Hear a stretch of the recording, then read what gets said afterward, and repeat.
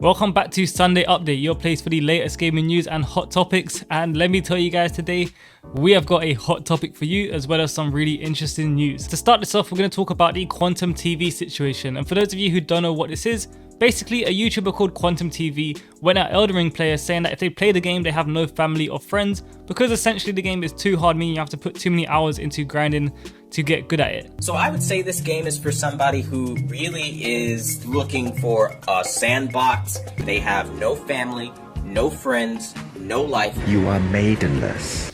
This makes absolutely no sense, but we are going to dive right into it. Before we do that, I just want to say takes like this are just ridiculous, and I get it. If you're a video game reviewer, you need to look at games objectively, but that doesn't mean going at the fan base and just disrespecting and insulting them for literally no reason. But anyways, after Quantum TV's hot take, Oh, that's hot. That's hot. he was met with a barrage of criticism, which led him to create another Elden Ring video, which, well, dug himself an even deeper hole when he told people they can go and, well, I'm not going to repeat exactly what he said, but he pretty much said go and take a long walk off a short cliff or have a bath with a toaster. Find out what happens when I drop a toaster into Adam's bath. And then continued later on in the video to call Elden Ring players weirdos.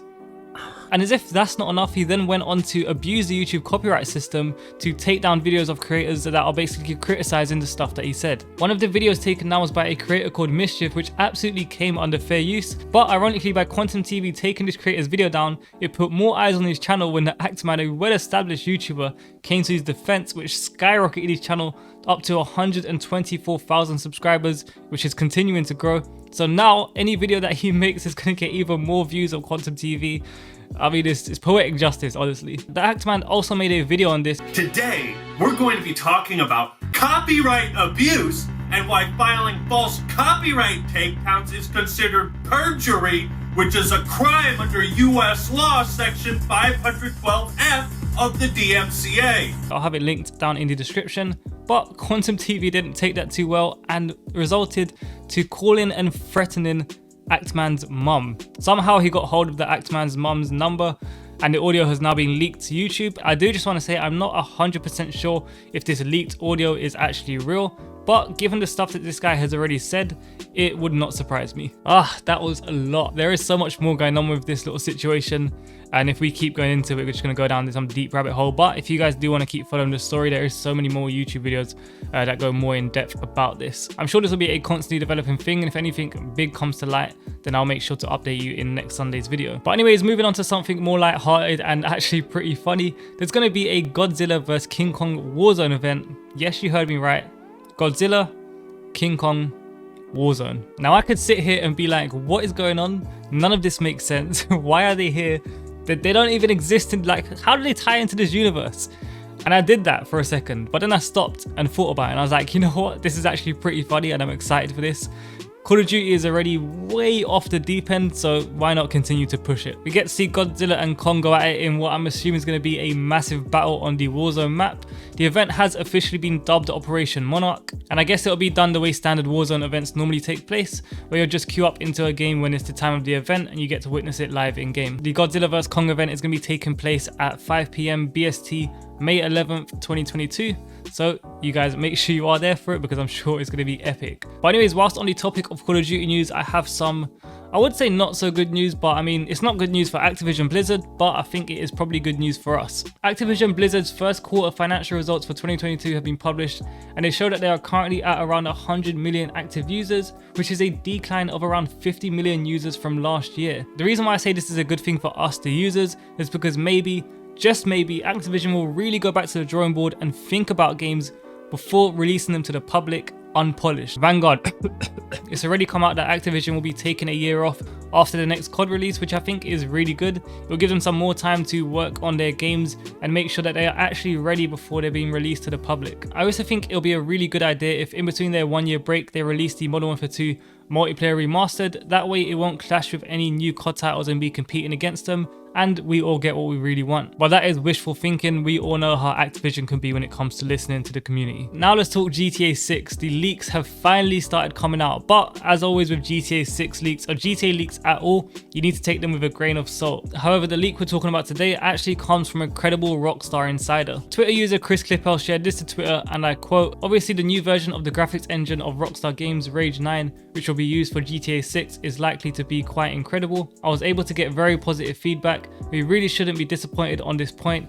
We are talking about an engine ahead of its time," end quote. That last part there is what got me really excited. We are talking about an engine ahead of its time, referring to the Rage 9 engine. If this was any other game, I'd be quite skeptical, but every new GTA title has been leaps ahead of the last, at least in terms of graphics and the sheer scale of the map. One thing I'm really hoping for in GTA 6 is more destructible environments. I mean, how sick would it be to absolutely send your car through some shops, or just like to be able to crash through the stone barricades that are like on the bridges and stuff like that?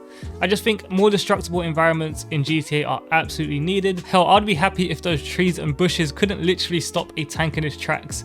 That would be a great update. I think it goes without saying that GTA 6 is probably going to be the biggest release in gaming history, and it seems like Rockstar are gearing up to make sure it doesn't disappoint. In other news, Sony are finally starting to do something about game preservation. I'm sure many of you are aware that Sony doesn't do a great job when it comes to backward compatibility and the preservation of old games. Well, it has just come out that PlayStation is starting a new games preservation department which will bring PS1, PS2, PS3 and PSP games onto the PS5 under the new PS Plus premium subscription. Quite a lot of people are not happy that this is going to be stuck behind a paywall, which I understand. It would have been great if the PS5 could have just been built with proper backward compatibility to the older gen consoles. That way, if you own a game, you can just pop it in and play it like you would play it on any other gen. However, I'm no hardware expert and I don't really know much about the PS5 hardware, so I don't even know if that's possible. At the end of the day, Sony are a company, and with subscription services becoming more and more prevalent in the gaming industry, from a business standpoint, this makes a way more sense for Sony to do, because I mean, they can make money off of it.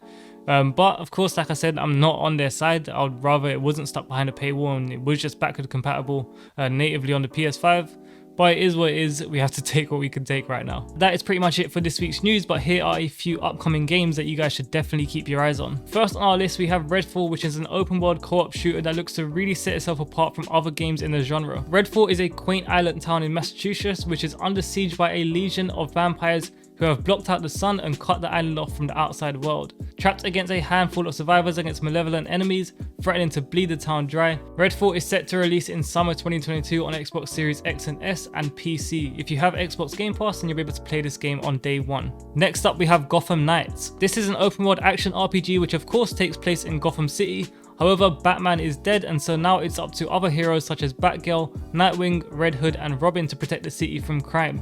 Gotham Knights is said to be set in the most dynamic and interactive version of Gotham City yet, so this could be quite an interesting game. Gotham Knights is releasing on the 25th of October 2022 on all major platforms excluding Nintendo Switch. And now last but by no means least, we have Vampire the Masquerade Swan Song. This is a game that recently came onto my radar and I gotta say it looks pretty cool.